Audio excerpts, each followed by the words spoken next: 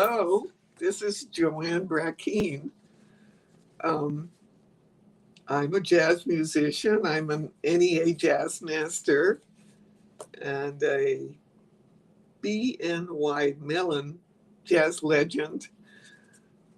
But most important, I guess, is what I really am is just another human being like you are, and very, very interested in jazz. And it's something that I've been doing, I would say, almost all my life. Now, I have some questions. Oh, I can't answer questions because I can't see them I'm using an iPhone. I don't have a workable computer at the moment. So you can send questions later on after the show.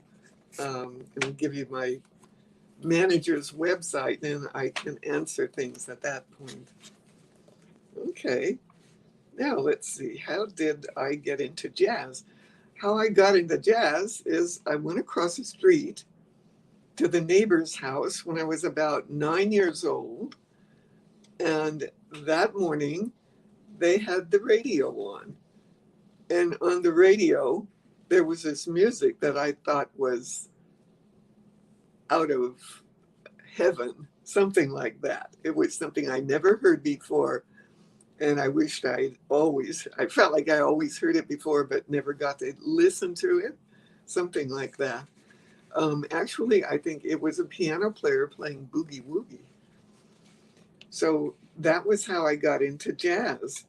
So I went back across the street and searched all my parents' records. I think I had to wait till they went shopping or something because we weren't really allowed at that time to do things like you can do now. You can almost do anything at 9 years old, probably at 2 or 3 years old. But back when I was born and a child, it wasn't like that. So I went looking through my parents' albums and listening to everything and seeing if I could find anything. And I found a piano player. His name was Frankie Carl. The name of the album that they had was Frankie Carl and His Girlfriends. So they used to have these big round records, and they would, if you dropped them, they would break. They were 78 RPM. So I had to be really, really careful. So every time parents were out of the house, I ran and got this record. And we did have a little upright piano.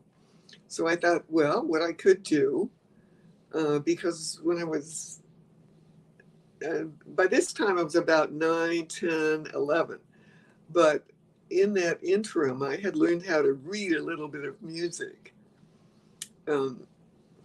My sister and I got piano lessons, and I thought they were ridiculous because they would have me playing da da da do do do ba do do do do do on the piano. But that isn't what I heard when I listened, and that isn't what inspired me at all. So I refused to practice, but I did learn the lines and spaces. So when I listened to the Frankie Carl, I just wrote every note that he played. He was playing stride piano at this time. I just learned every note on the thing and wrote it down, figured out how to write it down. And after about 6 months, I had 8 of these solos. I'd learned them, memorized them, and I started playing out at school. So everyone knew me as the jazz pianist. And then I had another girlfriend. Her name at that time was Joanne. Now she wasn't into jazz so much, but she liked pop music. And she played the accordion and sang. And we got a duet together. She would get together, I would play for her singing, and then she would take a little break and I would play my Frankie Carl solos. So we were playing all over where I was born in Ventura, California. So I was working at the age of, say, 12, 11 and a half, 12. So that was how I got into jazz. I have a list here of what I can talk about. Who who was the first jazz musician I remember meeting? Well, I lived in a very small city, Ventura, California, and at the time that I was there were only about 17,000 people. So not many people, and um, really no musicians outside that I would know of outside the high school. I was in high school at that time. But let's see, what did happen? My sister had a friend that was in the dance band at school. And although I was only 12 and you had to be 15 to be in the dance band, I was tall. So I got in. There was no one else available that could play. And that girl was too busy. So the dance band played Glenn Miller arrangements. And we not only just had a class of playing these things, but we played for the school assemblies. I mean, the school dances, sorry. And we got paid for it. So I was working age 12 and getting paid for it. That was very interesting to play those Glenn Miller tunes. I saw the movie later on. Yeah. So the first jazz musicians that I purchased with my own money. Well, let me see. I remember I had some albums. One that I remember, and I don't know that I bought these. They just turned up. I had one of all women that were piano players. And that really was an influence on me because I never knew that jazz was a male dominated field at that time. I didn't know. I had heard Mary McPartland, Mary Lou Williams, quite a few Barbara Carroll, a lot of people on this album, and they all sounded great to me. So I didn't have any idea that women weren't just as much in jazz as men. That probably helped a lot. Um, let's see, I also remember another Stan Getz album that influenced me a lot, to the fact that when Stan Getz called me to work with him, um, I just accepted right away because I loved the sound that he played with. I think it was Autumn in New York. I had an album of his playing that. It was beautiful and unforgettable, as was Stan. Um, now, current projects. Well, I'm kind of taking it easy now for the first time in my life, which is kind of nice to be at my house and go for walks and Zoom talks with my friends and musician friends.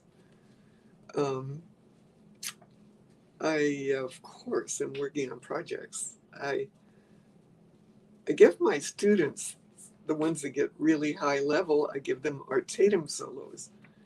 And I myself had never learned any. So I felt, well, this is a good opportunity at least to do that.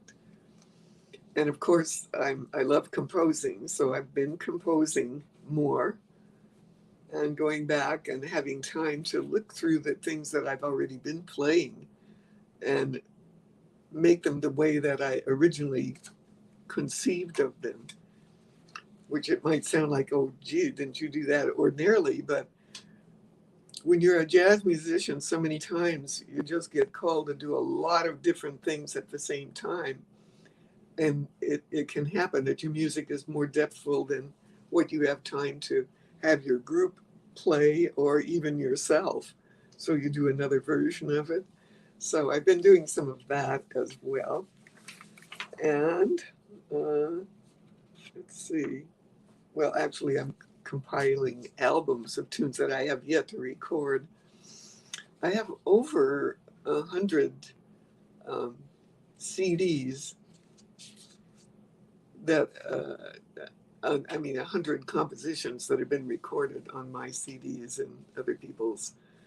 So I've got maybe 20 of them just ready to go on another, and I'm continuing to compose. So I'm always doing that. That's a normal process, whether I'm busy or not.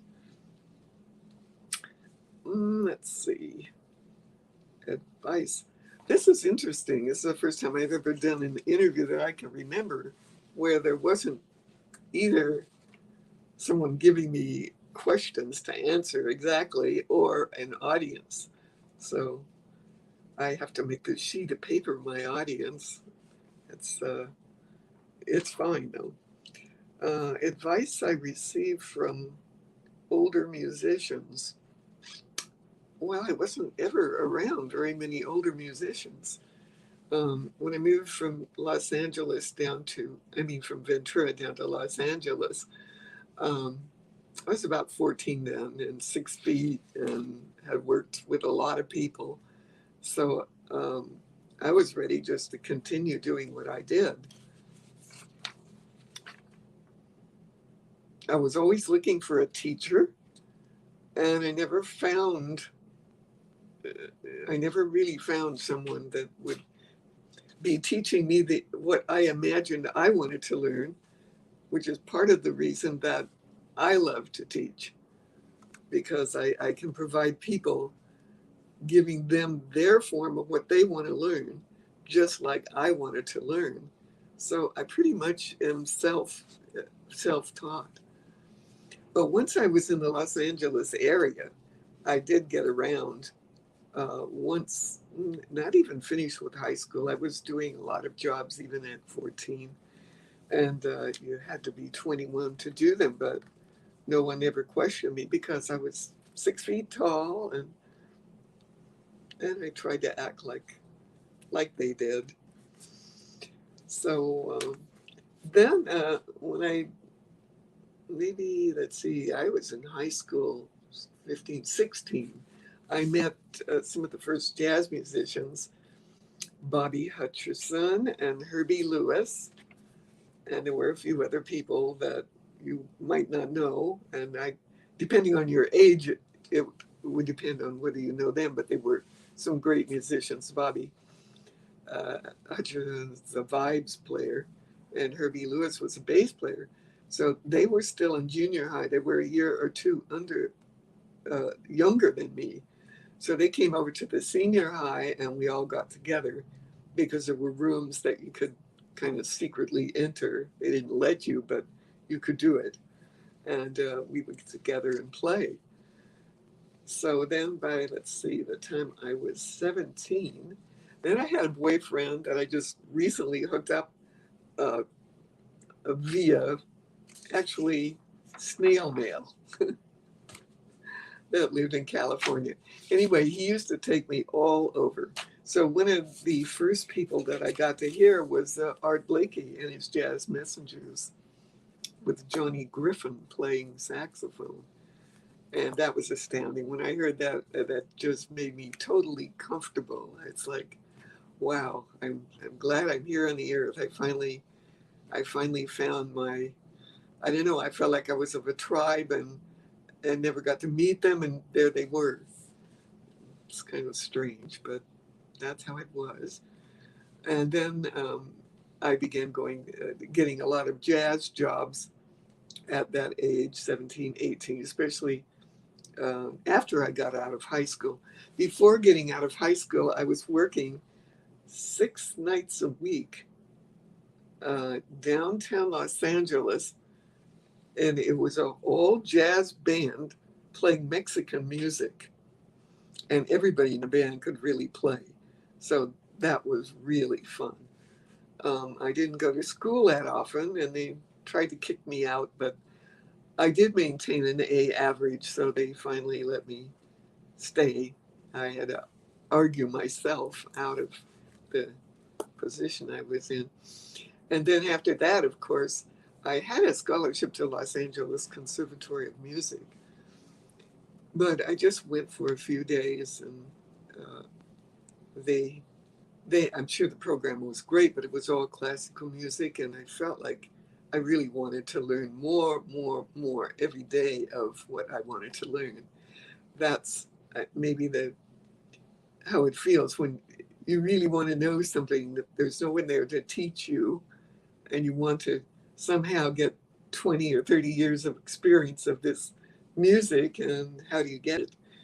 So there were quite a few people that we were getting it at the same time. So besides Bobby Hutcherson and Herbie, who were there all the time, and I had maintained a trio with Herbie for quite a while, there was Charles Lloyd.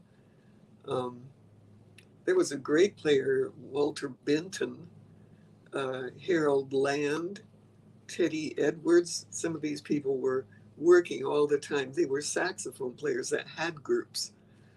And so, of course, I would go hear them play. And then there were jam sessions. I mean, you could go out and play 7 nights a week in the Los Angeles, the larger area, and find a place to play. So that was an amazing thing to do, you know, sitting in, playing with a different drummer, a different bass player all the time. And usually the people, there was a thing going on then that doesn't go on now that I have to uh, enjoy in my memories. And that was if you got on the bandstand and you could not play the level, at least the level of the people on the bandstand, you immediately got kicked off. So what ended up is that if you were going out and playing every night, you were playing with some of the best people there, period. That was how it was. So I did that. And then, of course, I had some of the other little jobs that were not quite so wonderful, but I learned a lot. Some jobs I actually walked off of. I'd go up and get half my money on the break and just leave. But I was picky, but I don't know how I got that way. I guess um, I wouldn't be that way if I went to a college and met a lot of people and got to know them. Would have been different, perhaps. But that's the way it was. Yeah, let's see. Um, how are you coping through this pandemic? Well, I'm writing a lot of music, practicing a lot of music, organizing a lot of music. I also love to study Chinese. Yeah, you have a lot of Chinese students at where I teach at Berklee College of Music. So 很多次我可以用我的中国话跟他们谈一谈. So that just means that I could, with them, speak often. And some people come over and they know a lot of English, but some people come over and they know very little. So it's a big help and fun. I also study Qigong, and I've been doing that most of my life, actually unknowingly. And then finally I met somebody that actually taught it, and now he's left the planet, so I found another one that I like to study with. Any advice? Any advice I'd like to give to younger musicians? Once again, I wish that I could hear you, ask questions, because I can't answer what I don't hear the question is. But yeah, there's a couple of things, very, very important. When you listen to music, regardless of what kind of music it is, what the depth of the music is, and so on, just really listen. Listen as though you had to be able to hear everything that there is to hear. And so that could include even knowing the reason that that person in the band is there. Why do you think they want to play? How are they playing? How do they connect with this person? How is this all working as one thing? Really, really listening. And it's a good idea if you listen at home before you go out, so you can really learn to listen to all the gradations of feeling, of sound, of individuality, and then, of course, what you like and what you tend not to like as much. If you do this and you're studying, well, I don't know if this is actually true. In my era of musicians, there were no musicians listening to other musicians trying to copy them. That didn't happen. It is true that we, of course, did transcribe solos and so on like that. But Bud Powell didn't sound like McCoy Tyner. Hampton Haas didn't sound like Red Garland. Uh, None of the drummer, nobody sounded like Billy Higgins. He was the first, when I heard him for the first time, I was like 17. He was playing with Oscar Peterson. I snuck in this club and I lasted about 45 minutes until someone discovered I wasn't 21, I was 17. Um, but I heard enough to really have learned so much just from listening to those three people. I'm sorry, don't remember the bassist at that time. But really, really listen. And the other thing is know if you if, that your voice, even just the voice that you talk with, they have ways of telling that voice is really individual. And that is that your inner voice of music, what you hear, what you feel, combined with your body feeling of rhythm, music, vibration, because that's what music is vibration. That's how you can get your own voice. Also, by composing, that is a huge help in just being able to. This is my desire. I really want to play. I really want this thing to bloom. And of course, you need to know what other people know. That is important now, because the art has just continued to evolve continuously. So that's another thing too. If you've been playing, and maybe if you're 30, you didn't learn to do all the different meters that are very, very, very common with everyone now. The 5/4, 7/4, 9/4, multiple meters in a song. Um, these are things that you need to know, and also the rhythmical aspects. And if you are playing in a group already, what you need to do is listen to everybody, every instrument. Just try to hear everything that you can. Um, it's kind of like, it's such a great feeling when you get on the bandstand and you're playing with people that just kind of hear generally in the way that you hear. And there's a point that comes where everybody, uh, you don't know who anybody is, including yourself. You're just there almost like a spirit, listening to the spirit. And who is the question. That's the ultimate that happens on the bandstand. So in order for that to happen, you really need to be well versed in the conversation that each instrument is having along with you and what you're having with them, how you can interact. It becomes really fun, almost like being in the sandbox again.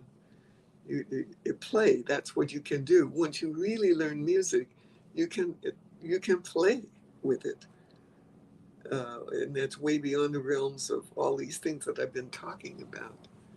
But they are some of the essential building blocks.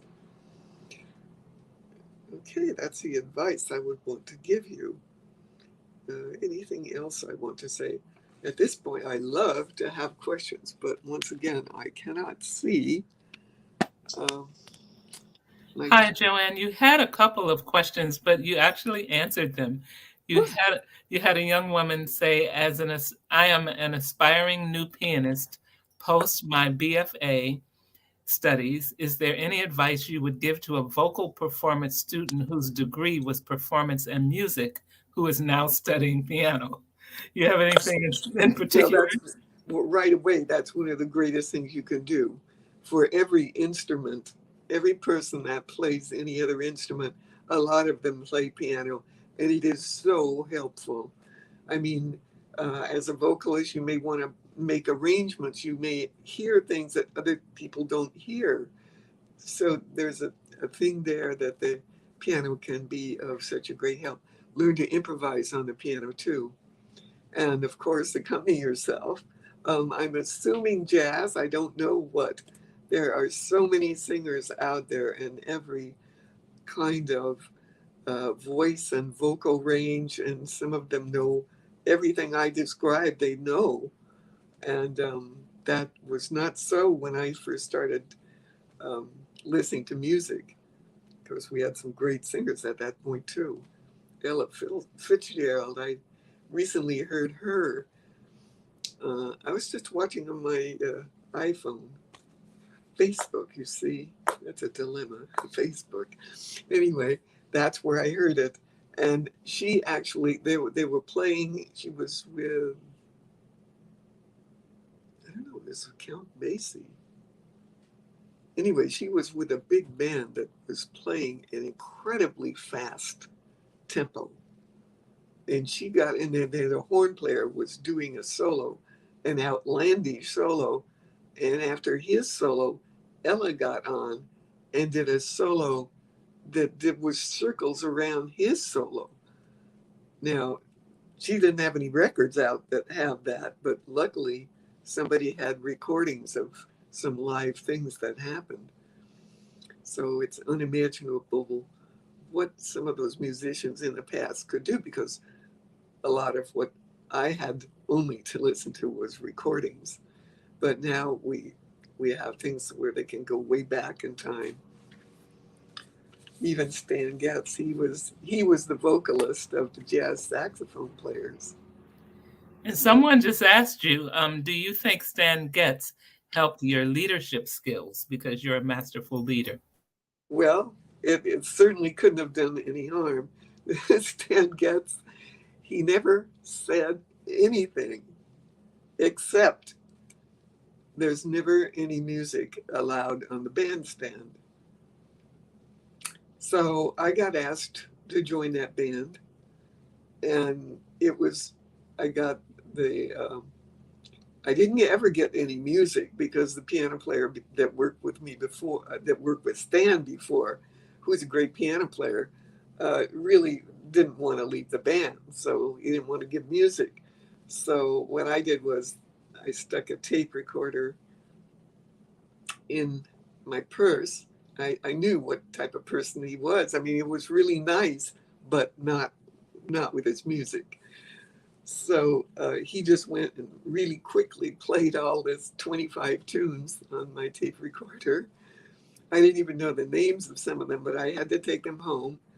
And the situation is that I had 4 children. The oldest was about 10. I had to learn all that music in 1 week by memory. And that I will not forget. That was something. Lois Gilbert asked if you could talk about you getting your gig with Art Blakey.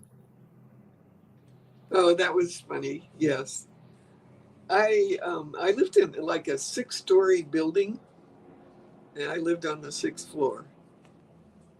And I had the 4 children, and 2 of them were still in diapers. So anyway, the whole point is that I had to go. It was a walk up. I had to do laundry, shopping every day, everything 6 flights up and down. So at the end of the day, I was always really tired. But one night I just said, I saw that Art Blakey was there, and I remembered him from the time when I was 17 and heard his bands, and I was so impressed. I never forgot it. So I said, I have to go hear Art Blakey. So I went around the corner. It was right around, it was like a 4-minute walk from my house. And I walked in. Slugs is the name of the club. Tiny little club with sawdust all on the floor, $1 a beer. And there was Art Blakey. And he had, it was a quintet. But I went to hear the whole thing. I wanted to hear everyone. And the piano player wasn't playing. So I'm like really tired and I really want to hear the whole band. So without even thinking, I just walked up on the bandstand and asked the piano player who was just sitting there if I could play. And he said, sure. So I just started playing. I mean, they were all tunes that, and there were always a lot of tunes going on at any one time, say in New York or California, and you just automatically kind of learned all those tunes. So the band was playing tunes that I knew. So I played them and played through the rest of the set. And then Art Blakey looked over and saw it was me, and he hired me to be in his band. That was the last thing I expected. But of course, it was, hey, yeah, of course. It just felt so great. The band felt like dancers in a jungle or something. I mean, he always reminded me of my imagination of what drummers sounded like there. The sound mostly. Of course, the rhythms were the jazz rhythms. John Poses says that it's so good to see you, and he is one of your biggest fans, and Well, he thank you. hopes that you're doing well. Thank you, John. I am. And I hope you're doing well too. Yeah, John. Dr. Harris Stratnier, I'm probably messing up his name. He said he's Dizzy's godson, and he met you through his father, who is the CPA to both Stan Getz and Dizzy, many others, and Oh, that he loves you, and his brother, who is a blues harp player, also loves you. oh, well, thank you. Thank you very much. Well, Joanne, thank you so much for coming on. I'm sorry you couldn't see the questions. I thought I'd read them to you, but this was wonderful, and I really appreciate you coming on. Thank you. I enjoyed so much. I'm glad you did. Making Bye-bye me now. look at my history, and hopefully I that know. could be helpful to others who. Well, it certainly will. I think Yeah. you must be our first female NEA Jazz Master. Oh, We've had a couple, but you're the first. So thank you so much for coming on, and I appreciate it. you're welcome. All right. Bye-bye.